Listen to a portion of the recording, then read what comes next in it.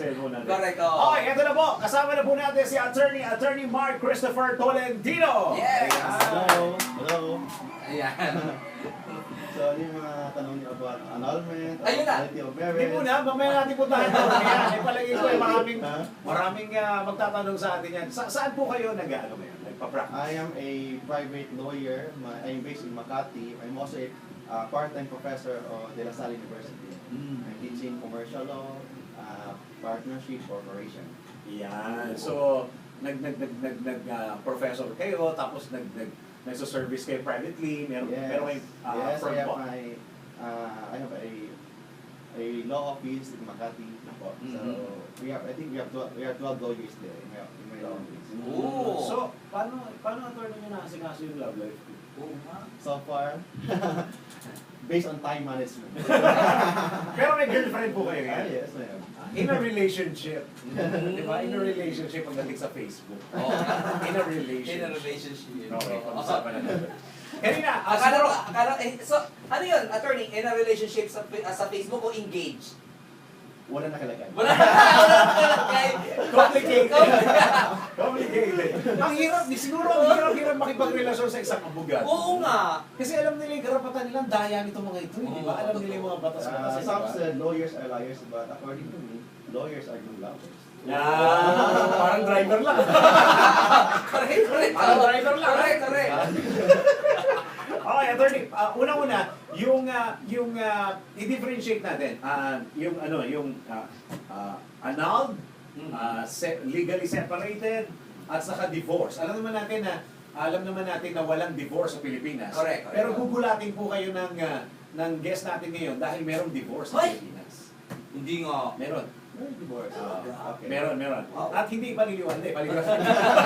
Paliliwanag ni attorney ngayon kung ano yung legally separated, annulled at saka divorce. So, akala ko magkaiba lang, ano, saka divorce. No. Hindi, may divorce tayo sa Okay. Pilipinas. Ayan. Ako, nagulat din ako. Pagpapaliwanagin natin sa Okay.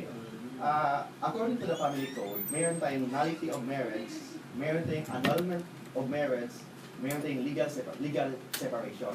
Wala yung divorce. Yung nullity of marriage, it is the marriage that is void from the very beginning. It is as if walang marriage nangyari.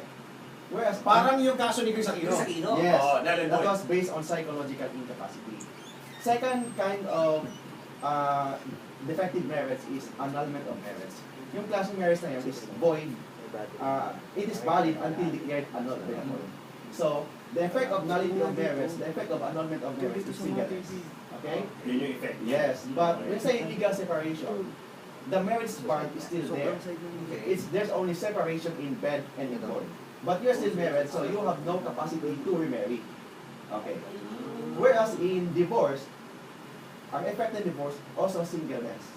But the grounds for divorce it must be based on agreements on the parties. So there must be no ground, it is based on the agreement or stipulation on the parties. Sa family code ng Pilipinas, we have a divorce. But there is no absolute divorce. We call that relative divorce. Yung relative divorce, yun ang legal separation. So there is the marriage bond is still there. The marriage bond is still there. Pero you are already separated only in bed and in bed. Second kind of divorce under the family code, yung divorce na na-acquire ng foreign spouse abroad. Okay. Foreign spouse with a Filipino wife or husband. So if the foreign spouse acquired a divorce abroad, capacitating him or her to remarry, the effect of that, the Filipino spouse also has capacity to remarry. Ay, ganun? Yes. Pero ano yun, attorney, dapat dito sila kinasal or Kahit saan kinasal. anywhere. Anywhere kinasal, ang importante, yung nag-file ng divorce, kailangan yung foreigner. Saka yung kinabibilangan na bansa nung foreigner, dapat may divorce law. Of course, may divorce. Oh, So, yun yan. kailangan. Kasi may equal protection naman. Kasi yung foreigner, if he acquire a divorce abroad, of course, the effect that is singleness. So what will happen to the Filipino spouse? Yes. So we have to protect the Filipino spouse under Philippine law.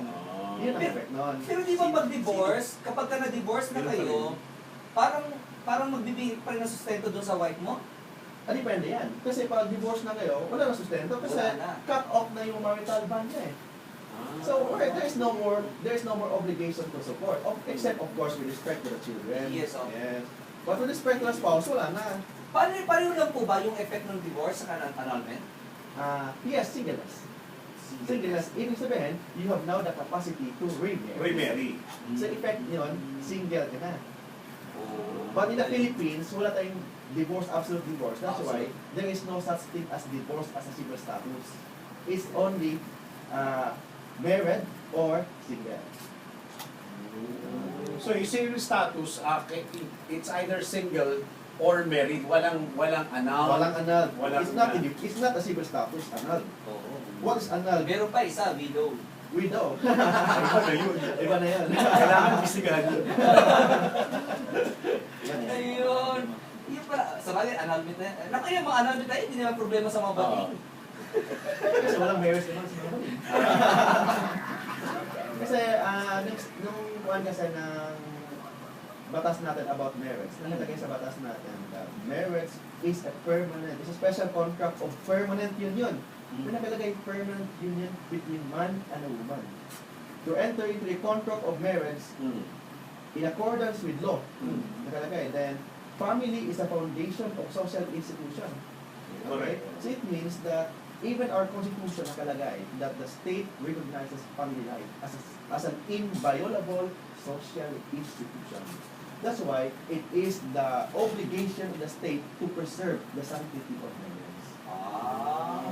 So Kaya priority pala- pa rin pala ng state. Oo. Yes. Kaya pala inaano sila, parang pinag-uusap muna kung talaga pang Yes. kailangan ng magkaroon ng Pero paano yung mga attorney, paano yung mga may mga asawa na talaga na hindi nagpapakita? Kasi pag nagpa-annul ka, especially sa Pilipinas, kailangan dalawa, di ba? Both parties kailangan involved at saka working Yes, yes. on the annulment. Paano po pag hindi na nagbibigay ng sustento at hindi na nagpapakita, sabihin natin, 5 years, talagang hindi na nagpakita. At kumbaga, yung interest, wala na rin. Yung babae mismo naghanap or yung lalaki mismo naghanap sa asawa niya, wala talaga, hindi niya makita. Paano po yung protection niya? So you must still file a non-com marriage or nullity of marriage on the ground of psychological incapacity. Kasi yung absence is also a ground for psychological incapacity. Pero Also, absence also, you can also file nullity of marriage on the ground of presumptive death. You are presumed dead. So it means that is also one of the ground for nullity of marriage. Pero wala bang dokumento yun, attorney, pagka presumption ng dead? Only based on evidence. There's no such thing as documents. Only based on facts lang. So pag absence yung husband or either wife, you can file annulment of marriage or nullity of marriage. Paano pagka kumontra yung nanay o yung kapatid, sabi niya, hindi lang mahanap yun, pero alam ko buhay pa. So pag ganun, we can file nullity of marriage not on the ground of presumptive death but based on psychological incapacity. Kasi an absence of either spouse is a ground for psychological incapacity. Pero attorney, ilang taon dapat para maging ground siya? Ang There pagkawala? is no such ground for that because yung psychological incapacity under the family code, walang definition. Walang definition, ibig sabihin any, as long as there is failure to comply the essential marital obligation of marriage. Ay, Ano ba yun? ano ba yung mga marital obligations? Love. Ay, nako! First, Wala ba? mutual love, Okay. faithfulness, respect, fidelity, yun naman So, kailangan. Support. So attorney, kahit na isang linggo mawala lang, Of course, it's not.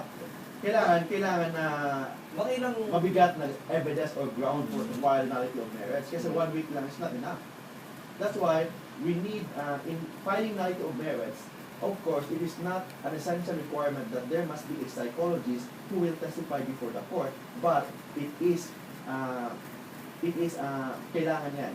Oh, okay. Not based on law, but based on practice. That's why most cases for nullity of marriage, may psychologists. Kailangan i-test ng psychologists whether or not the husband or the wife are compatible with each other to comply the essential marital obligation. Assuming the husband is psychologically incapacitated, it doesn't mean that he also is psychologically incapacitated with respect to other spouse or with respect to other girls. He is only psychologically incapacitated with respect to his spouse, but it doesn't mean with other girls. So attorney, in the absence... Pero pwedeng patunayan ng psychologist yun. Yes. Ay, yung psychologically incapacitated niya, doon lang sa asawa Doon lang niya. sa asawa niya. Pero sa ibang babae, Sa ibang babae, matino naman siya. yes, or as a father. Oh, As a father or as a boyfriend with respect to other girls, yun. different yan. Ibang kaso yan. So in the absence of a psychologist, hindi ka pwede mag